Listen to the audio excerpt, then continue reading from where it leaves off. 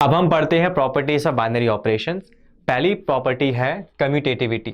कोई भी binary operation तभी कम्यूटेटिव होगा जब a स्टार b बराबर होगा b स्टार a के, where a and b are two numbers belonging to set R।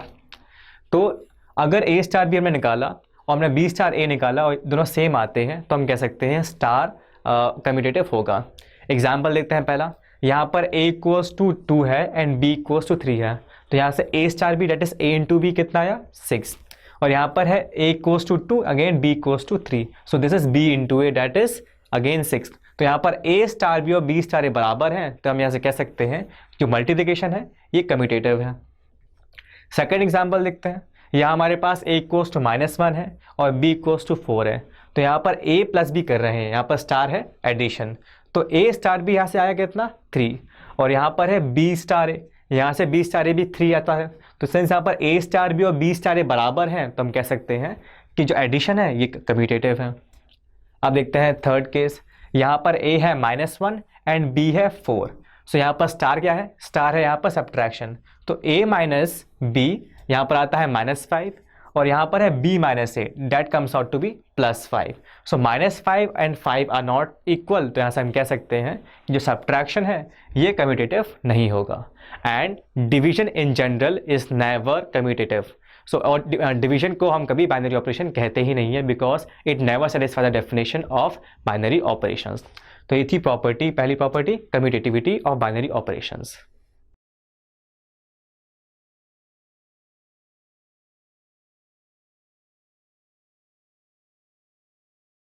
Second property है एसोसिएटिविटी।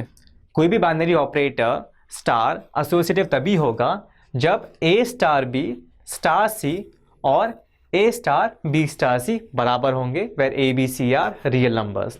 मतलब आपको पहले a स्टार c का निकालना, a स्टार b निकालना है, फिर आपको a star b star c निकालना है।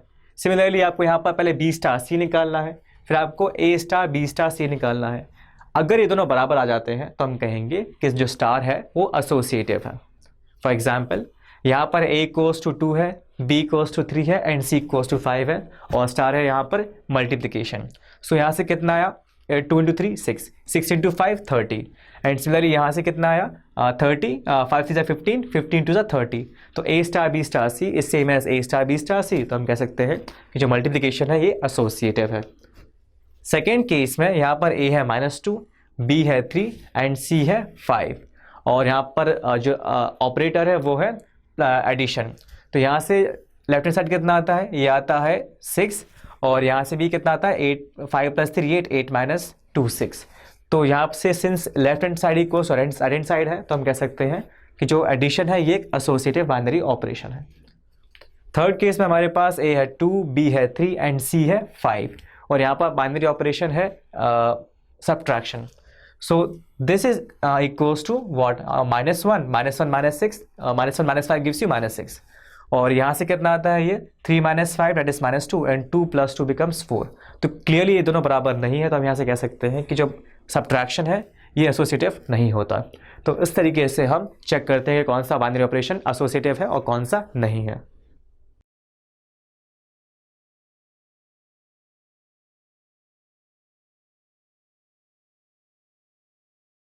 थर्ड प्रॉपर्टी है आइडेंटिटी एलिमेंट। मान लो हमारे पास एक बाइनरी ऑपरेटर है स्टार जो कि जा रहा है a cross a to a। अब मान लो एक e एलिमेंट है जो सेट a में लाई करता है और ये एग्जिस्ट करता है मान लो, तो ये कहलाता है identity element for binary operator star अगर ये इस कंडीशन को सेटिस्फाई कर दे। कंडीशन ये है कि हमने a स्टार e निकाला तो हमें a मिला, और हमने e स्टार a निकाला तो हमें a मिला for every a belonging to set a।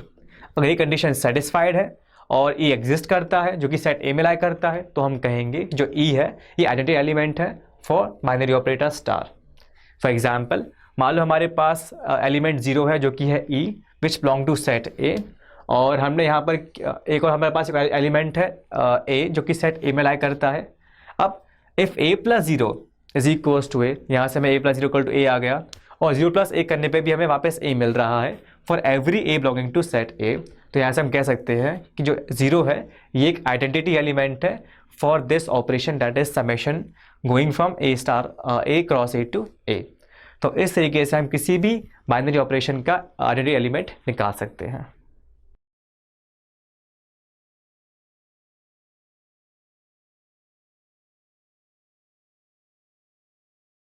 Last property है इनवर्स। मान लो हमारे पास एक बाइनरी ऑपरेटर है स्टार जो कि जा रहा है a cross a to a, और इस बाइनरी ऑपरेटर के लिए एक आइडेंटिटी एलिमेंट एग्जिस्ट करता है that is e belonging to set a। अब मान लो हमारे पास एक और एलिमेंट है b जो सेट a में लाई करता है और ये कंडीशन को सेटिस्फाई करता है जो कि a star b equals to e है and also b star equals to a है। अगर ये कंडीशन सेटिस्फाइड है for every a belonging to set A, then we can say that B is inverse of element A on binary operator star, और इसको हम denote करते हैं A inverse से, यानी कि जो B है वो A का इनवर्स है अगर A स्टार B बराबर है आइडेंटिटी एलिमेंट के and B star is also equal to identity element of set A for every A belonging to set A। अब इसका मतलब क्या हुआ? मतलब ये हुआ कि मान लो हमारे पास एक बाइनरी ऑपरेशन है एडिशन जो कि सेट R के लिए एप्लीकेबल है। अब इस सेट में एक एलिमेंट बिलोंग करता है 0 because 0 is also a real number. अब there exist a number that is -a which belonging to set R जो कि सेट R में लाई करता है सच दैट a -a 0 आ रहा है। यहाँ पर जीरो क्या है? आइडेंटिटी एलिमेंट है इसके। सो a -a भी 0 आ रहा है एंड -a प्लस a भी 0 आ रहा है। सिंस ये चीज़ बराबर है या ये कंडीशन सेटिस्फाइड हो रही है for every a belonging to real number then we can say that -a is inverse of element a। So आपको यहाँ पर दो चीज़ याद रखनी है इस केस के लिए। पहली बात कि किसी भी बाइनरी ऑपरेटर के लिए उसका आइडेंटिटी एलिमेंट एग्जिस्ट करना चाहिए। दूसरी बात ये कंडीशन सेटिस्फाई होनी चाहिए, तभी हम कह सकते हैं कि कोई एलिमेंट इस बाइनरी ऑपरेटर के लिए इनवर्स हो सकता है।